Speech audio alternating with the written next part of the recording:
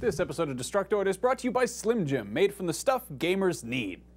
Coming up on Destructoid, Aliens! Colonial Marines is finally out. Oh, jeepers, good news. Wasteland 2 shows off its first gameplay, and I get to talk about toys. Hooray, I am a grown man. All that and more right now on Destructoid.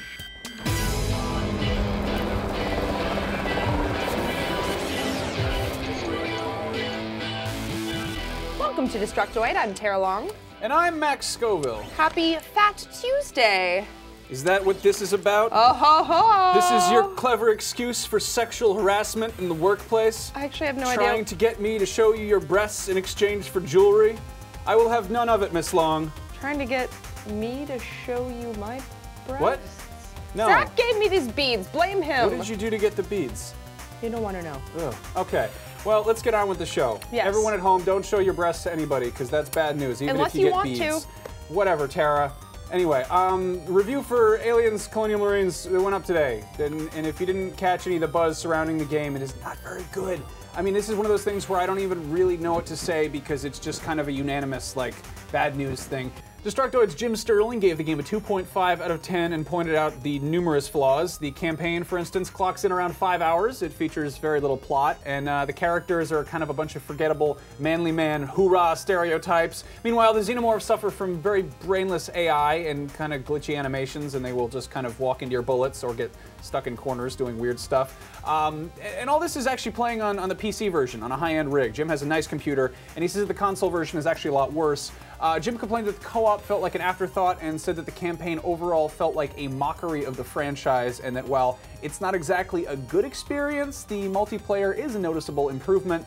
If you're not a fan of Jim Sterling's reviews or his taste or him as a person, you really have a pretty wide array of other reviews from other publications to choose from. Our pal Adam Sessler over on Rev3 Games, who sits behind me at my desk, he gave the game a 2 out of 5. So it's a 2 out of 5. That's a bad score. Pretty much everybody just hated the game. It's sitting at like a 47 out of 100 on Metacritic.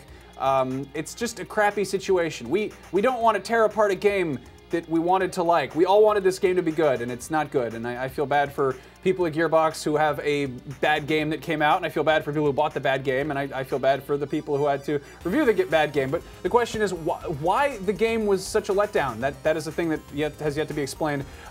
It was in development for a number of years, and Gearbox has proven themselves as a competent studio in the past with Borderlands and the Brothers in Arms games.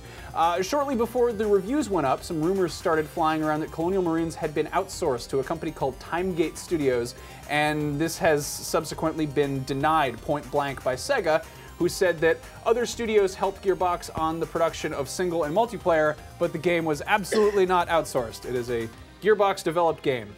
So anyway, it's a bummer, like I said.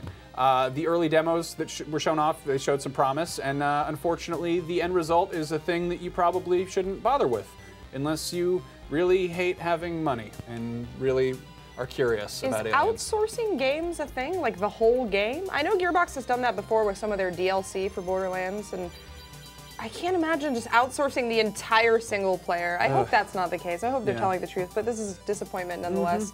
It's a shame that there was no demo for this game, so people could actually know what they're getting into. Although, judging from all the poor reviews, that might have put Gearbox out of business altogether. Interestingly, Jesse Schell, the CEO of Schell Games and the author of The Art of Game Design, gave a talk at the DICE Summit last week, which revived some very interesting statistics about game demos and how exactly those influence game sales. According to EEDAR, which is a company that provides sales and business forecasting for the video game industry, there was a study done back in 2008 over a 6-month period, which concluded that Xbox games with pre-release demos and trailers sold only half as many copies as games that had no demo and only a trailer. Now, this is obviously by no means a comprehensive study, and there are quite a few factors to consider here. For example, which games came out during that 6-month period and how demos on PS3 differ from Xbox 360, differ from PC, and so on and so forth. It's also worth noting that in his talk, he took a very pro-business stance on the whole issue, and basically encouraged companies to not release demos in order to trick consumers into buying an otherwise unworthy game. And obviously nobody believes or hopes that their game is going to be unworthy, but as Aliens has proven it can happen. Now, it's only natural to assume that if your demo is shitty, then your game must be shitty and it doesn't deserve to be bought. And likewise, a fun demo would seem to indicate that the full game is worth purchasing. But is that always the case? I don't think so, especially for games that rely on immersion and a sense of atmosphere, which is not always realistically obtainable in a 30-minute demo. Still though, I thought this was interesting information nonetheless, and I'm trying to think of demos that I've played where I've just been completely turned off to the point of not wanting to buy the full game. I'm having a hard time. It's a weird thing because demos are really kind of an exclusively a thing that they do for video games. Like nobody, even for us, like when we see games before they come out, it's like they don't do that with movie critics. They don't have them go see like a 10-minute section of the movie. And yeah, you get a 3-minute write trailer. up about how this movie is going to be. Yeah, so maybe you guys can let us know if you've ever played a demo and thought that it was not at all representative of the full game, good or bad. Anyway, Tara, I'm sick and tired of talking about video games. It's just too upsetting. There's too much controversy. There's too much business. I agree. I need to regress, so I'm going to talk about action figures for a little bit. Video game action figures, because this is still a show about gaming. Toyfair is going on this week. That is the big international trade show for all manner of toys, of the analog, non-exclusively electronic variety. And I trawled the internet's coverage to pull some interesting video game-related toys and collectibles. I got all these photos from figures.com, which is a great big nerdy website full of action figures, as the name would suggest. And if you head over there, you can find their big archive of photos from the show floor. So without further ado, some video game toy things. The biggest announcement in terms of video game stuff was probably that McFarlane Toys has gotten the license to Assassin's Creed, and they will be making Assassin's Creed action figures, which is good news, I would say. There are a few prototypes on display, including good old Connor from AC3, and then there's, oh no, it's foofy old Hatham. Those look really good. Yeah, those are pretty good. Those are also prototypes, which should be pointed out. And then there's crazy Native American spring break werewolf hat party Connor, who looks drunk.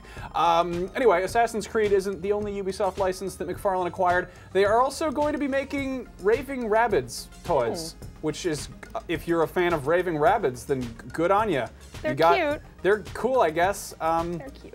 McFarlane had a few new Halo toys to show off, but they kind of crank those out on a pretty regular basis, so I wasn't really sure what was new or not. But they got one of those weird robot flower dogs, so yeah.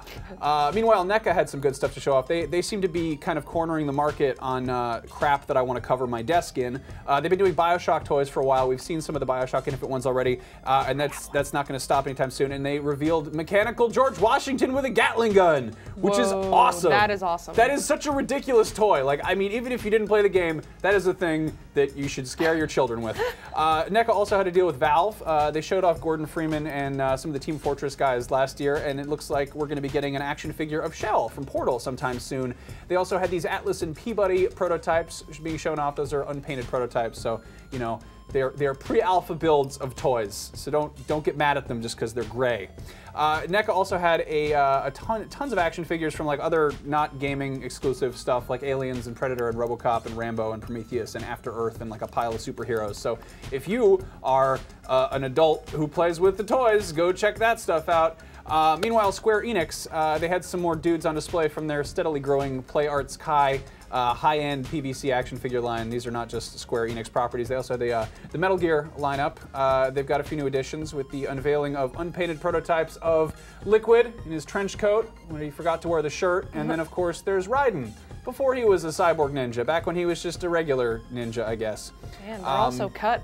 Yep, they are ripped. They put so many biceps on every part of those action figures' There's like bodies. 12 biceps on there. Meanwhile, we're on the subject of Metal Gear. This was actually at a Japanese event, not Toyfair, but Kyoto revealed their 25th anniversary Peace Walker Naked Snake Revoltech figure, which I think is actually the first Snake toy that has a box to hide in. Look at that! Aww, You get a little box. That's cute. That is adorable. But yeah, these are cool toys, and they had some other stuff that was sort of gaming related. There's Skylanders themed Mega Blocks.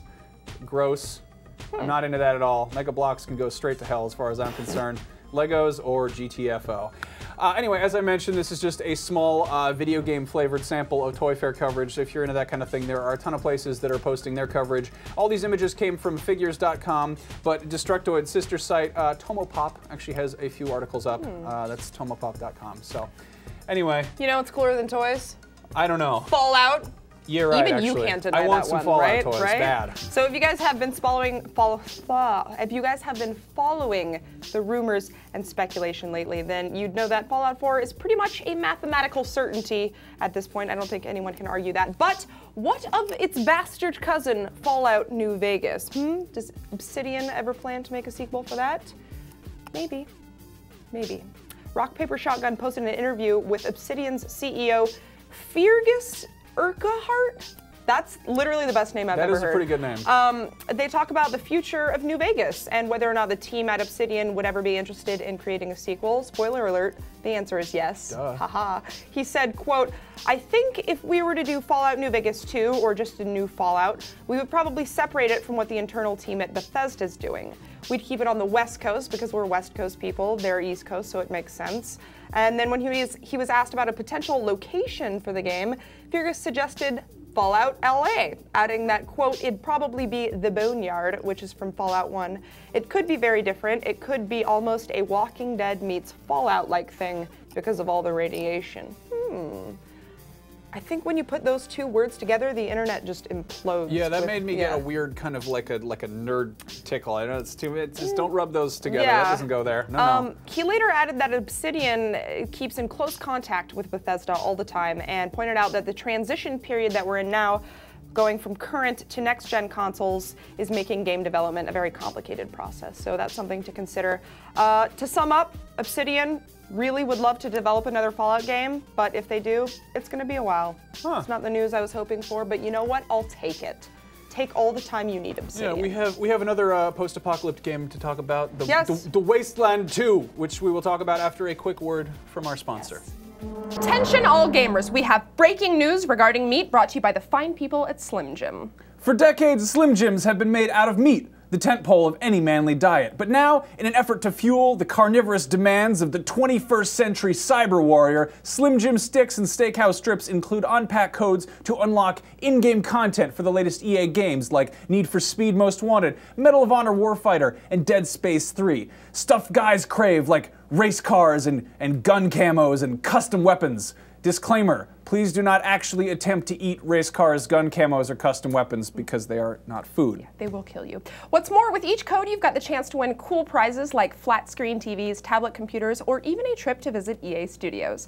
For more information, visit slimjim.com/EA or your local meat retailers and convenience marts. Slim Jim, made from stuff guy gamers need.